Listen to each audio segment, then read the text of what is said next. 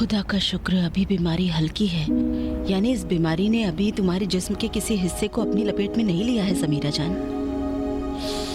मैं तुम्हें झूठी तसल्ली नहीं देना चाहती, यानी बिल्कुल ही तसल्ली नहीं देना चाहती, क्योंकि मेरी हालत खराब है और मुझे भी तसल्ली की जरूरत है। इसलिए जो बात मैंने कही वो तसल्ली देने के लिए नहीं है। तुम ये बात अच्छी तरह समझती हो। जी हाँ, जानती हूँ, लेकिन बहरहाल मेरा फ्यूचर वैसा नहीं हो सकता जैसा मैंने सोचा था। अब आपकी समझ में आया कि मैं नर्स क्यों नहीं बनना चाहती हूँ। नहीं, इत्तेफाक से मैं ये समझ ही नहीं पाई। क्या तुम ये सच कह रही हो समीरा? मुझे ये समझ में नहीं आ रहा कि तुम्हारी बीमारी का तुम्हारे नर्स बनने से क्या रब्त रखता है। क्यों नहीं, आपको इसका रब्त पता है मिस। मेरी बॉडी के इम्यूनिटी सिस्टम में प्रॉब्लम है मिस, और हो सकता है कि ये प्रॉब्लम और भी बढ़ जाए। इसलिए मुझे ऐसी जगह नहीं जाना चाहिए जहाँ जरासीम पाए जाते हो। इसीलिए मैं अस्पताल में काम नहीं कर सकती हूँ, और ये बात आप अच्छे से जानती हैं। ये कैसी बात हुई? यहाँ तक कि हम जो बीमार नहीं हैं, सही और तंदुरुस्त हैं, हमें भी जब अस्पताल जाना चाहिए तो मास्क और ग्लव्स का इस्तेमाल करना चाहिए। हमें ये ख्याल रखना होगा कि वहाँ की कोई जरासीम वगैरह हमें न लग जाए। अलबत्ता इस बीमारी के होते हुए तुम्हें दूसरी नर्सों से ज्यादा ख्याल रखना होगा, जैसे कि जहाँ जरासीम का ज्यादा खतरा हो वहाँ तुम्हें काम नहीं करना चाहिए। इसका मतलब ये नहीं है कि तुम नर्स ही नहीं बन सकती हो। ये कैसी सोच है जो तुमने अपने जहन में पाल रखी है? तुम सिस्टर हबीबी को जानती हो? नहीं। वो मेरी क्लास फेलो हैं। इसी अस्पताल के हार्ट डिपार्टमेंट में वो काम करती हैं। 10 साल से उन्हें पता है कि उन्हें ऑटोइम्यून की बीमारी है। उन्होंने अपना काम अब तक अच्छे से किया है और कोई परेशानी नहीं हुई। बस 2-3 साल पहले एक बार उनकी बीमारी बढ़ गई थी। उस दौरान वो 20 दिन काम पर नहीं आई और छुट्टी ले ली थी। बस यही। ये तो अच्छा होगा कि जाकर तुम खुद बात करो। मैं मुतमईन हूँ कि ये जो गलत ख्याल तुम्हारे दिल में है तुम्हारी बीमारी को लेकर, वो बहुत जल्द दूर हो जाएगा। देखो समीरा, इस ऑटोइम्यून बीमारी के साथ अगर तुम डॉक्टर की निगरानी में रहोगी और डॉक्टर के कहने पर चलोगी और अपने साथ साथ अपने घर वालों की मदद लोगी, तो ये बीमारी बढ़ेगी नहीं बल्कि घटती जाएगी, और मुमकिन है कि जिंदगी में बस कई मर्तबा इसका सामना करना पड़े। अगर तुम चाहती हो कि इस बीमारी को ठीक से ट्रीट करो तो तुम्हारे दिल में जो कुछ भी है उसे बाहर निकालो, और तुम्हें किसी से कुछ छुपाने की भी जरूरत नहीं है। छुपाना भी नहीं चाहिए इसको। और जब तुम ऐसा करोगी तो देखना तुम्हारी ये उदासी बिल्कुल दूर हो जाएगी। जो मैं कह रही हूँ उस पर इत्मीनान रखो। मेरी क्लास फेलो हबीबी की तरह तुम्हारी बीमारी का शोला वहीं दब कर रह जाएगा और अपनी जिंदगी।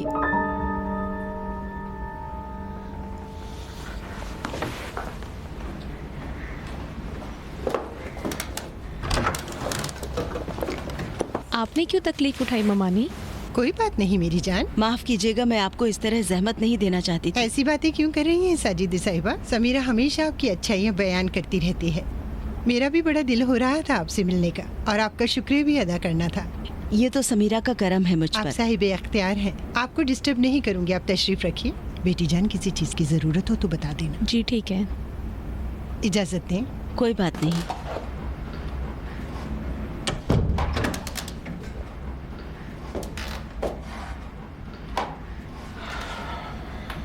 आओ बैठो।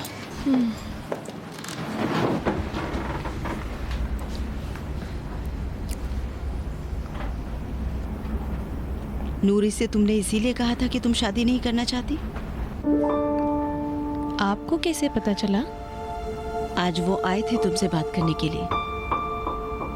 बता रहे थे कि तुमने उनसे ये कहा कि उनके बारे में तुम्हारा नजरिया बदल गया है और तुम उनके लिए मुनासिब लड़की नहीं हो। या उन्होंने गलत सुना या आपसे गलत बोला है। मैंने ये कहा कि हम दोनों एक दूसरे के लायक नहीं, इसलिए हम एक साथ खुश नहीं रह सकते हैं। क्यों? क्योंकि ऑटोइम्यून है तुमको?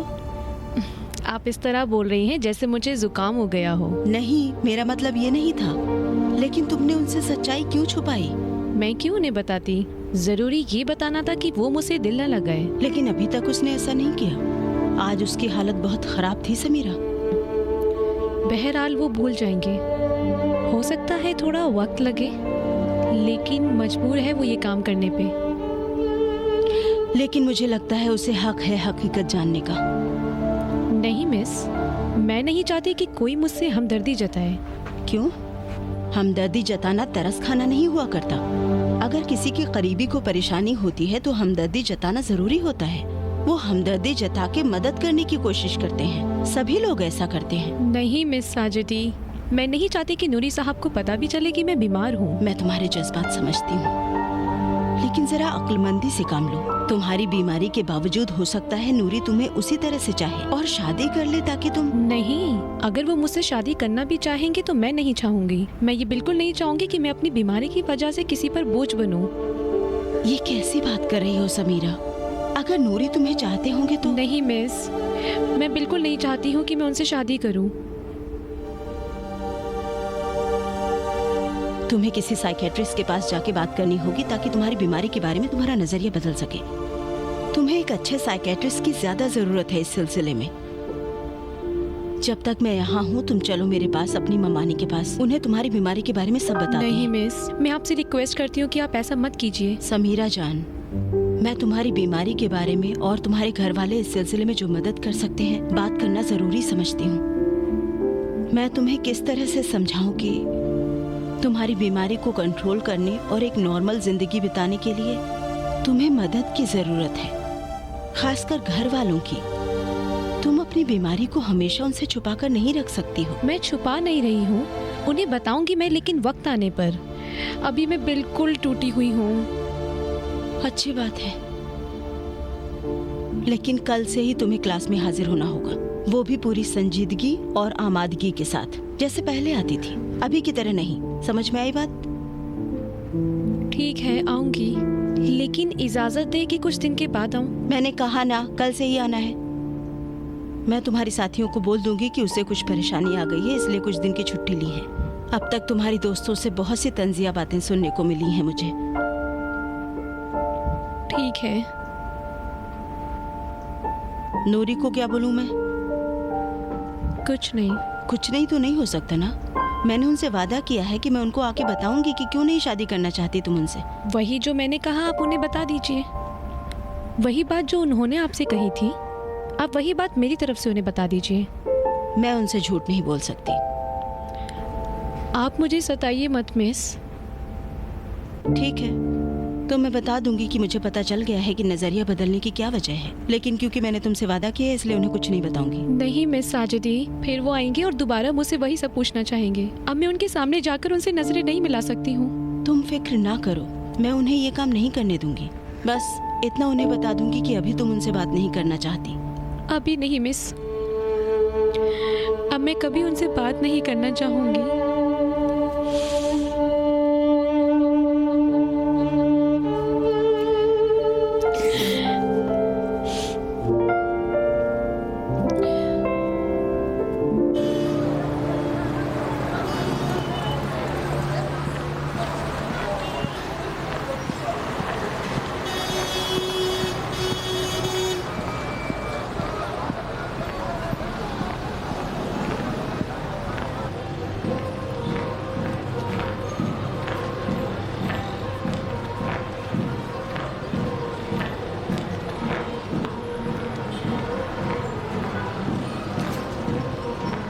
आबिदी साहब, आपके कमरे का 10 दिन का किराया चढ़ गया है। आजकल मैं ही दे दूंगा। अभी रुकना है या नहीं? फिलहाल तो रुकूंगा। मैंने पहले भी आपको बताया था, कमरे का किराया हफ्ते के हफ्ते देना होगा। ठीक है, कहा ना, आजकल मैं दे दूंगा। जितने भी भूखे नंगे हैं मेरे ही पल्ले पड़ते हैं।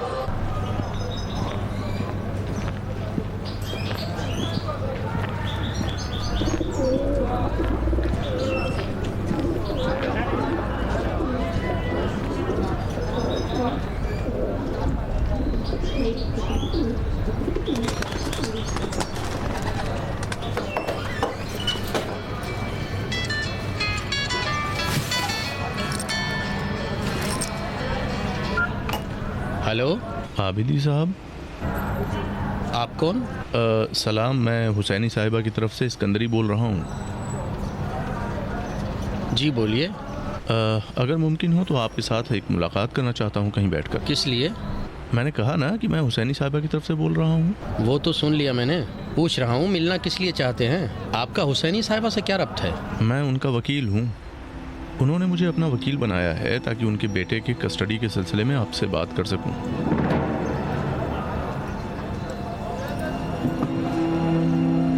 बच्चे की कस्टडी मेरी होगी और इस बारे में मैं किसी से बात नहीं करूँगा। अलबत्ता इस सिलसिले में कोर्ट को अपना फैसला करना होगा। लेकिन सुमैया साहिबा का कहना है कि इस मौजू के अलावा महर में मुतय्यन 200 सोने के सिक्कों के बारे में भी बात कर ली जाए तो अच्छा रहेगा। आबिदी साहब, मैं बच्चे की कस्टडी के बारे में किसी से भी बात नहीं करूंगा। सुमैया के पास दो रास्ते ही बचते हैं, या फिर से मेरे साथ रहने लगे या मेरा बेटा मुझे लौटा दे। हुसैनी साहिबा आपके साथ किसी भी कीमत पर आइंदा की ज़िंदगी नहीं गुजारना चाहती। फिर मेरा बेटा मुझे दे दें और अकेले ही ज़िंदगी गुजारें। यानी आप बिल्कुल भी नहीं चाहते कि हम मुलाकात करें और इस मौजू पर बात करें? क्या यही बातें मैं हुसैनी साहिबा को बता दूं? बात करने में मुझे कोई परेशानी नहीं है, लेकिन मुझे नहीं लगता कोई फ़ायदा होगा। अगर फ़ायदा नहीं है तो नुकसान भी तो नहीं है। हाँ, मेरे लिए नुकसान नहीं है, ये सुमैया के लिए घाटा है जिसने वकालत की फ़ीस आपको दी है। अच्छा, ये बताइए कि आप मेरे ऑफिस आएंगे या मैं आपके पास आ जाऊं? मुझे कहाँ आना होगा? अच्छा, मैं आपको अभी अपना एड्रेस मैसेज कर देता हूं, तो हम कब मिलें? कोई फ़र्क नहीं पड़ता। आज शाम 4-5 बजे तक मैं अपनी ऑफिस में रहूंगा, तो बेहतर है कि हम आज ही मिल लें। ठीक है, अपना एड्रेस भेज दें। ज़रूर, अभी आपको भेजता हूँ। खुदा हाफिज़।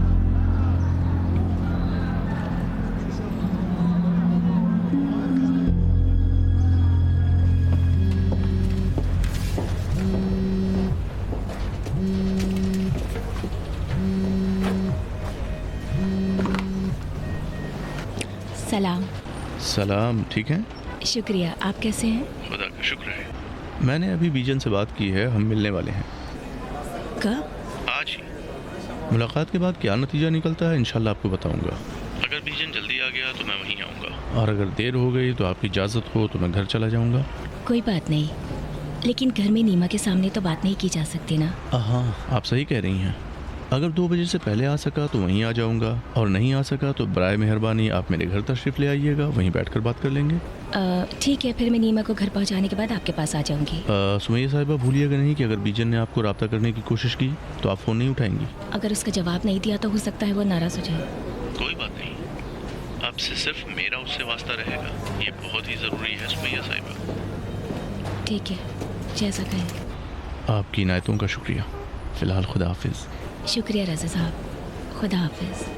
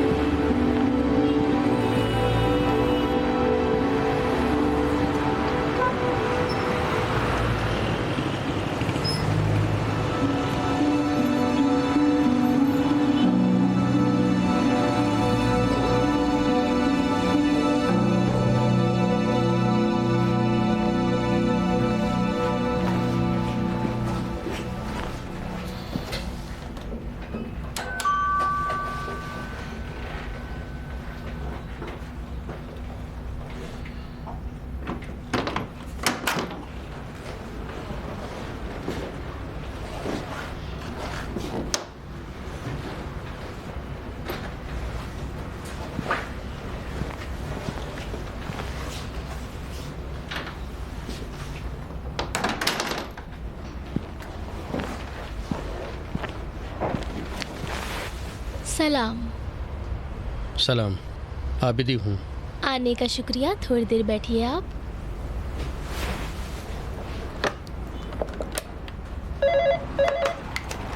बोलिए। आबेदी साहब यहाँ आए हुए हैं।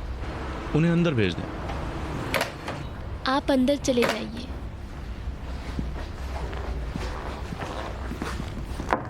तशरीफ लाएं। सलाम आबिदी साहब। सलाम। खुश आमदीद। देर कर दी। तशरीफ रखें।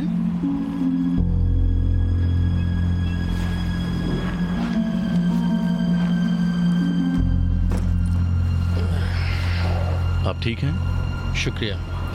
माफ़ कीजिएगा, मैं बगैर किसी तमहीद के बात शुरू करना चाहता हूं क्योंकि बहुत देर हो गई है और मुझे कहीं और जाना है, कुछ काम है। जैसा कि मैंने आपको पहले ही फ़ोन पर बताया है कि सुमैया साहिबा ने मुझे अपना वकील मुकर्रर किया है ताकि मैं उनके बेटे की कस्टडी के मुतालिक आपसे बात कर सकूं और इस मसले को हल कर सकूं। और इंशाल्लाह मैं कुछ ऐसा करना चाहूँगा कि आप दोनों राज़ी खुशी रहें। दोनों का एक दूसरे से क्या रब्त है? हुसैनी साहिबा अपनी मेहर का आधा हिस्सा माफ़ करने के लिए तैयार हैं और बाकी आधे की अदायगी के लिए जो होते हैं 100 सोने के सिक्के, उसके लिए आपको वक्त दे सकती हैं वो। और अगर ज़रूरत पड़ी तो इसमें भी आपको वो और रियायत दे सकती हैं कि आप इसे किस्तों में अदा कर सकें, बशर्ते ये कि आप नीमा की कस्टडी उन्हें सौंप दें। बस यही। कौन सा मेहर? 10 साल पहले हमारा तलाक हो चुका है। उन्होंने खुद जाके तलाक लिया था।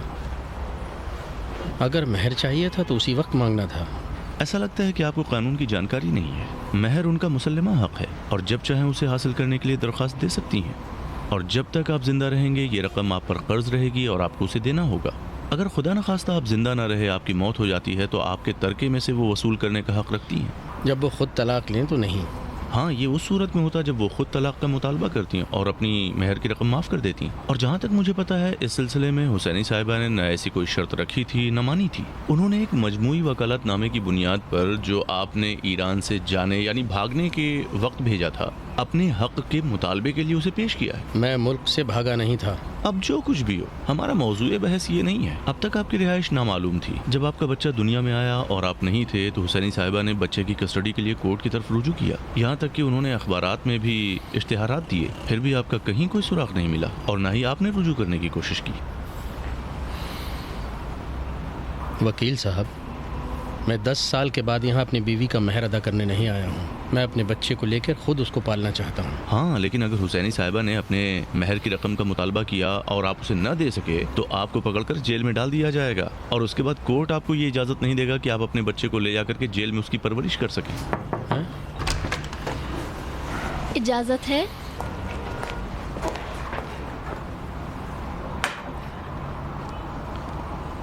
आपका बहुत शुक्रिया मोहतरमा।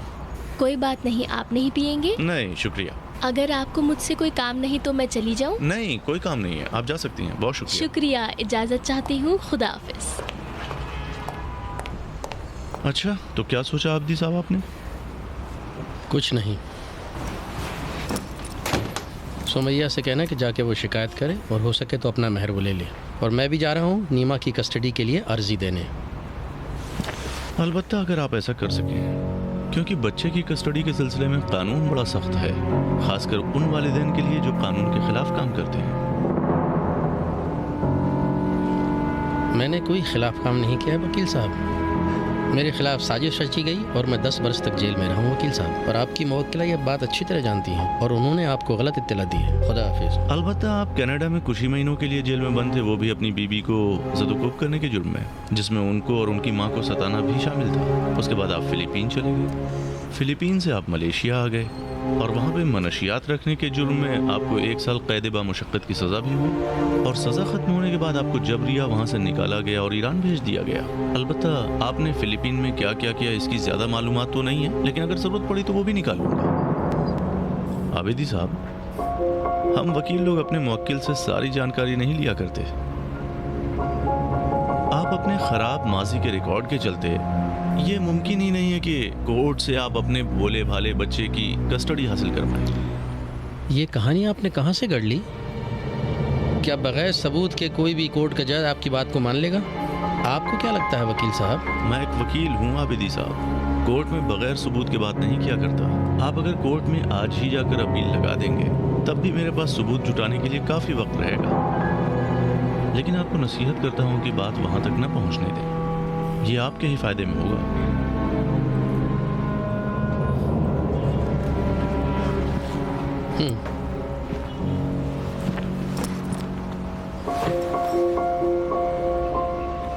ठीक है, चलिए फ़र्ज़ कर लेते हैं कि जो बातें आप कह रहे हैं वो सच हों। फ़र्ज़ करेंगे? हाँ, फ़र्ज़ कर लेते हैं, क्योंकि जो बातें आप कह रहे हैं वो सब झूठ हैं। ठीक है, अगर आपको यही पसंद है तो फ़र्ज़ कर लेते हैं कि आप मंशियात के स्मगलर रहे हैं। आपकी मुवक्किला ने आपको बताया होगा कि मेरे बेटे से उन्होंने क्या क्या झूठ बोला है। मेरी मुवक्किला ने मुझे सब कुछ बता दिया है। चलिए मान लेते हैं कि अदालत में आप जीत जाते हैं और बच्चे की कस्टडी मुझे नहीं मिलती। कम से कम नीमा तो ये समझ जाएगा ना कि उसका बाप जिंदा है, और वो ये समझ जाएगा कि उसकी माँ 10 साल तक उससे झूठ बोलती रही। हाँ, हो सकता है कि इस मामले को लेकर वो अपनी माँ से नाराज हो। इत्मीनान रखिए कि वो अपनी माँ से नफरत करने लगेगा। खुद सुमैया भी ये बात जानती है। ठीक है, लेकिन ये आपके किस काम आएगा? कुछ नहीं, बस मेरा कलेजा ठंडा हो जाएगा। तो हो सकता है कि हुसैनी साहिबा अपना महर तलब करने के लिए केस कर दें और आप खुद को जेल की सलाखों के पीछे पाएं। वकील साहब, आप मुझे डरा नहीं सकते। मैं जानता हूं कि हाल ही में यहाँ एक कानून बनाया गया है कि अगर कोई महर अदा नहीं कर सकता तो उसे जेल में नहीं डाल सकते। मैंने कहा ना कि आपको कानून की सही जानकारी नहीं है। जो आप कह रहे हैं वो कानून बिल्कुल भी नहीं है। एक ऐसा आर्टिकल है जो जजों को हिदायत देता है कि जो लोग महर की रकम अदा करने की तवानाई नहीं रखते उन पर ज्यादा ध्यान दिया जाए, और अगर जरूरी हो तो महर की रकम को किस्तों में बांट दिया जाए। लेकिन आपको अपनी अदम तवानाई साबित करनी पड़ेगी। लेकिन खुदा न खास्ता जो किस्तें मुअय्यन की गई हैं, अगर आप उन्हें अदा न कर सके तो कानून ये कहता है कि आपको जेल जाना पड़ेगा। इसलिए आपको हिदायत देता हूँ कि आप बिला वजह की भाग दौड़ करें अपने बेटे की कस्टडी पाने के लिए, और अगर न मिले तो उसे सब कुछ बता दें। तो बेहतर ये रहेगा कि आप आपस में इत्तेफाक राय कर लें और महर की रकम से छुटकारा पाएं। क्या ये बेहतर नहीं रहेगा? ये सब बातें आपने सुमैया को सिखाई हैं। सुमैया ने महर के बारे में कुछ नहीं कहा। मैं एक वकील हूँ आबिदी साहब, मेरा फर्ज है कि मैं अपने मुवक्किल को कानून की सारी बातें बताऊं। तो अब बताएं कि क्या किया जाए। हुसैनी साहिबा को क्या बताऊं कि आप सुलह करेंगे या नहीं? हाँ, तैयार हूँ, लेकिन अपनी शर्तों पर। आपकी शर्तें क्या हैं? सुमैया को महर माफ करना होगा मुकम्मल तौर पर। उसके बाद 10 लाख उसे मुझे देने होंगे ताकि नीमा की कस्टडी उसे मैं सौंप दूं और उसकी ज़िंदगी से बाहर चला जाऊं। आप जो कह रहे हैं इसे सुलह करना नहीं कहते, ब्लैकमेलिंग कहते हैं। आपका जो दिल चाहे इसका नाम रख लीजिए।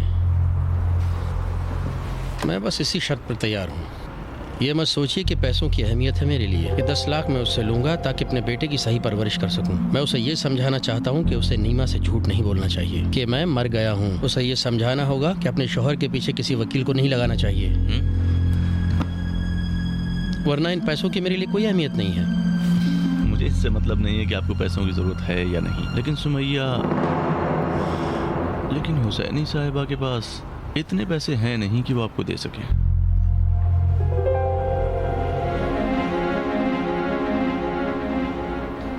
आपको कैसे पता कि नहीं है?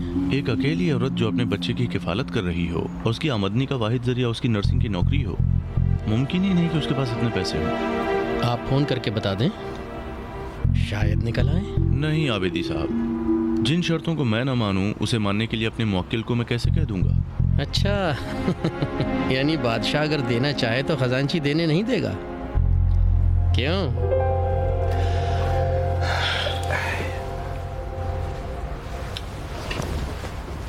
मुझे लगता है आबिदी साहब हम इस बारे में बहुत कुछ बातें कर चुके हैं। अगर आपकी इजाजत हो तो अब हम इस बहस को यहीं खत्म करते हैं।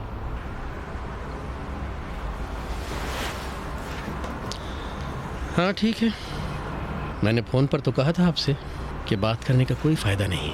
जी हाँ, आप सही कह रहे हैं, कोई बात नहीं। माफ करें, मुझे बहुत देर हो गई है, अब जाना होगा। चलें?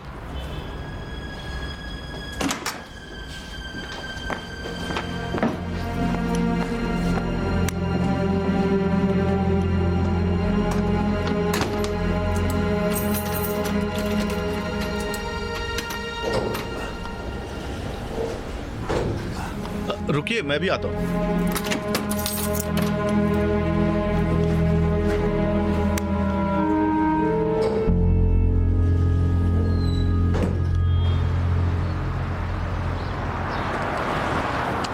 कार है आपके पास? नहीं। जहाँ जाना हो बताइए, मैं पहुँचा देता हूँ। शुक्रिया, खुदा हाफिज। आबिदी साहब, मेरी आखिरी तजवीज़ ये है कि हुसैनी साहिबा अपनी महर की रकम माफ़ कर देंगी इस शर्त पर कि नीमा की कस्टडी के लिए आप कभी ना टूटने वाला वकालतनामा लिख कर दे दें। नहीं, मेरी पहली और आखिरी बात वही थी जो मैंने बताई थी। ठीक है, अगर आपका फैसला बदल जाए तो मुझे बताइए। मेरा फैसला बदलने वाला नहीं है जनाब। इंतज़ार का कोई फ़ायदा नहीं है। ज़्यादा इंतज़ार नहीं करूँगा। अगर आप मुझे फ़ोन नहीं करेंगे तो उसी हफ्ते हुसैनी साहिबा की तरफ से मेहरिया वसूल करने की दरख्वास्त कोर्ट के हवाले कर दूँगा। खुदा हाफिज़।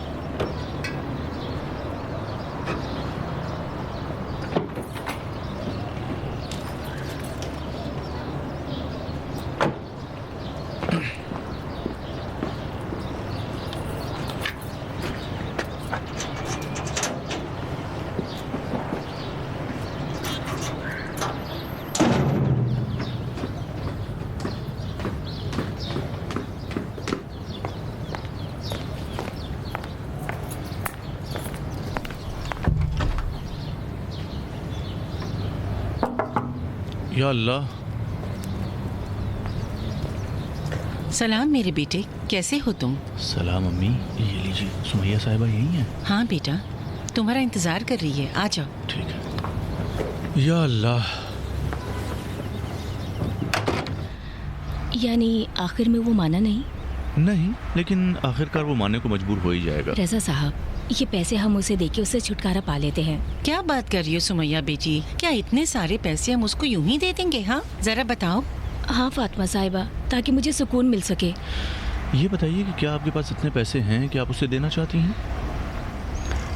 नहीं, कर्ज लूंगी, चचा से पैसे ले लूंगी, लोन उठा लूंगी, मैं कैसे भी करके बंदोबस्त कर लूंगी। ये सब करने की आपको जरूरत नहीं है। बीजन जिसे कि मैंने अभी देखा, वो इतना मजबूर और लाचार है कि वो इससे कहीं कम पैसे में मानने को मजबूर हो जाएगा। ये बताइए, आपने तो कहा था कि वो किसी होटल में रहता है। क्यों?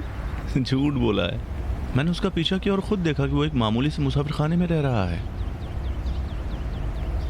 मैंने खुद उसे देखा है और मैं मुतमईन हूँ कि वो खुद मुझे फ़ोन करेगा, क्योंकि वो इतना मजबूर है कि वो इससे कम पैसे में मान जाएगा और हम आसानी से उसे सौदा कर सकते हैं। सुमैया साहिबा, मुझ पर भरोसा रखिए। अगर बीजन हुआ तो फ़ोन मत उठाइएगा। नहीं, नीमा है। बोलो बेटे। आप आ क्यों नहीं रही हैं? सलाम बोल दीजिए। अभी आ रही हूँ बेटे, बस निकलने ही वाली हूँ। रजा अंकल के घर पर हैं क्या? हाँ, फातिमा साहिबा और रजा साहब सलाम बोल रहे हैं। तो फिर मुझे क्यों नहीं ले गई? नहीं हो सकता था बेटे, बाद में ले आऊंगी, ठीक है? लाइए मुझे दीजिए, मैं बात करता हूँ। अच्छा होल्ड करो, रजा साहब तुमसे बात करेंगे, होल्ड करो। हेलो, सलाम पहलवान। सलाम। नीमा, तुम्हारी बहुत याद आ रही है मुझे। अगर आपको मेरी याद आ रही थी तो आप घर क्यों नहीं आए? हाँ आऊँगा, आजकल में ही आने वाला था तुमसे मिलने के लिए। कब आएंगे? कहा ना, जल्द ही प्रोग्राम बनाऊंगा और तुमसे मिलने आऊँगा। सब कुछ ठीक है? पढ़ाई ठीक चल रही है? हाँ, आइए पहाड़ घूमने चलेंगे। ठीक है, पहाड़ पर भी चलेंगे भाई। लो अपनी अम्मी से बात करो। मेरी तरफ से खुदा हाफिज। खुदा हाफिज। तुम्हें कोई काम तो नहीं बेटे? नहीं, आप जल्दी आ जाइए ना। ठीक है, बस अभी निकल रही हूँ। खुदा हाफिज। खुदा हाफिज।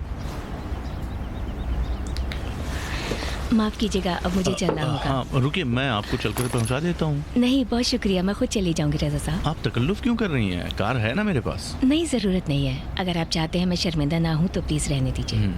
अच्छी बात है, रुक जाओ, तुम्हारे लिए टैक्सी मंगवा देते हैं।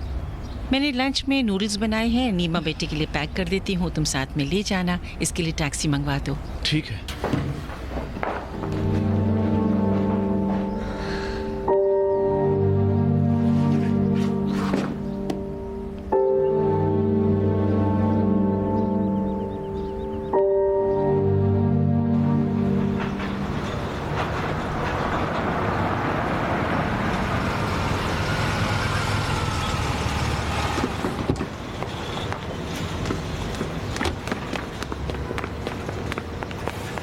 वाह, सलाम सोहराबी साहब। सलाम, कैसे हैं फातिमा साहब? खुदा का शुक्र है, मैं ठीक हूँ। आप कैसे हैं? अल्हम्दुलिल्लाह, मैं भी ठीक हूँ। बड़ी खुशी हुई जब पता चला आप वापस आ गए हैं। नहीं, वापस नहीं आया हूँ। बस इंजीनियर साहब की बेटी से वादा किया है और उनके बहनों के साथ काम करना है, कुछ कामों में सलाह मशवरे की हद तक। इतना भी बहुत बड़ी बात है। कम से कम उनकी समझ में तो आया कि उनको आपकी मदद लेनी चाहिए, वरना 3-4 महीने के अंदर ही इस फैक्ट्री का दिवालिया निकल जाता। वो तो कभी कभार ही आते हैं, आते भी हैं तो देर में और जल्दी चले जाते हैं। फैक्ट्री के सारे काम अधूरे और बंद पड़े हुए हैं। आप जरा उनको समझाइए कि फैक्ट्री के काम में दिलचस्पी लें, काम पर ध्यान दें। इस तरह फैक्ट्री को चलाया नहीं जा सकता, वो भी उस फैक्ट्री को जो इतनी बड़ी है। ठीक है, मैं उन्हें कहूँगा। सोहराबी साहब, अगर आप मुझसे पूछेंगे तो बता दूं, वो आदमी इस काम का नहीं है। वो डायरेक्टर बनने लायक है ही नहीं। अगर वो दिन रात यहाँ काम करे तब भी नहीं। जब से आप यहाँ से गए हैं, मरहूम इंजीनियर ने इनको फाइनेंशियल डिपार्टमेंट में रख दिया है। जब मैंने सुना तो मैं बहुत हैरान हुआ। अब तो और बुरा हाल है कि पूरी फैक्ट्री इनके अंडर में चली आई है। अब बर्बादी का तमाशा हम देख रहे हैं। मेरे ख्याल से आप किसी भी तरह इंजीनियर की बेटियों को ये बात बता दीजिए, क्योंकि शरई और इखलाकी तौर पर आप पर हुसैन साहब के दोस्त होने के नाते ये फर्ज होता है कि आप इस जिम्मेदारी से पीछे ना हटें। वल्लाह क्या अर्ज करूं, अब क्या कहूं। अच्छा ये बताइए फातिमा साहब, जिस दिन हुसैन साहब को अटैक आया था और वो इस दुनिया से चल बसे, आपके किसी मुलाजिम या सिक्योरिटी वाले ने जो यहाँ काम करते हैं, किसी ने ये नहीं देखा कि उनके दामाद से उनका झगड़ा या बहस तकरार हुई हो? उस दिन तो हुसैन साहब फैक्ट्री में छुट्टी हो जाने के बाद आए थे और उस वक्त सिवाय सौलती के फैक्ट्री में काम करने वाला कोई नहीं था। सिक्योरिटी वालों ने भी हमें कुछ नहीं बताया। लेकिन क्यों पूछ रहे हैं? क्योंकि ये बात मेरे कानों तक पहुँची है कि इंजीनियर साहब की मौत से पहले उनके दामाद से उनकी बहस तकरार हुई थी। किस बात को लेकर? किस बात को लेकर पता तो नहीं है, लेकिन हो सकता है कि उनके दामाद के साथ कुछ बहस हुई हो और उसी वजह से उनको अटैक आया हो। नहीं जानता, किसी ने भी कुछ नहीं देखा। अगर उनके दरमियान कुछ हुआ भी होगा तो तब छुट्टी हो चुकी थी, किसी को कुछ पता नहीं होगा। ऐसा होता तो पता चल जाता। ठीक है, आपका बहुत बहुत शुक्रिया। अब जा सकता हूँ मैं? कोई बात नहीं सोहराबी साहब, सभी लोग फैक्ट्री की अभी की सूरत हाल से नाराज हैं। दफ्तर से लेकर प्रोडक्शन, ऑफिस, गोदाम, सभी लोग फैक्ट्री के बंद हो जाने को लेकर परेशान हैं। आपसे दरखास्त है कि फैक्ट्री को बचाने की कोशिश कीजिए। ठीक है, मेरा ध्यान है। आपसे मिलकर बहुत खुशी हुई। मुझे भी खुशी हुई। खुदा हाफिज। खुदा हाफिज।